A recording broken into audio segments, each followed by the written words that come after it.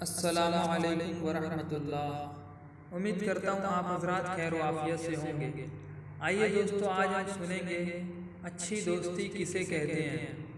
हज़रत रशीद अहमद गंगोही रहमतुल्लाह अलैह की मजलिस में हाफिज़ मोहम्मद ahmed रहमतुल्लाह अलैह और हबीबुर रहमान रहमतुल्लाह अलैह हाजिर थे, जिनकी दोस्ती मशहूर और मारूफ थी।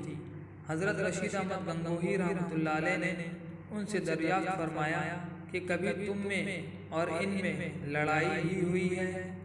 अर्ज़ किया कि हज़रत कभी कभी हो जाती है। फरमाया दोस्ती पायदार है, यानी दोस्ती मजबूत है। फिर उसके बाद हज़रत रशीद अहमद गंगोही रहमतुल्लाह अलैह ने एक बहुत खूबसूरत मिसाल दी। फरमाया दरख्त वो मुस्तहकम है, दरख्त वो मजबूत है कि जिस पर आंधी आ चुकी हो फिर भी वो अपनी जड़ों को न छोड़ा हो। बस दोस्ती भी वही है कि बाहम लड़ाई भी हो और ताल्लुकात भी न टूटे। तो देखा दोस्तों कि हज़रत रशीद अहमद गंगोही रहमतुल्लाह अलैह ने कैसी खूबसूरत मिसाल दी और फरमाया कि अच्छी दोस्ती वो है जो लड़ाई भी हो और ताल्लुकात भी न टूटे।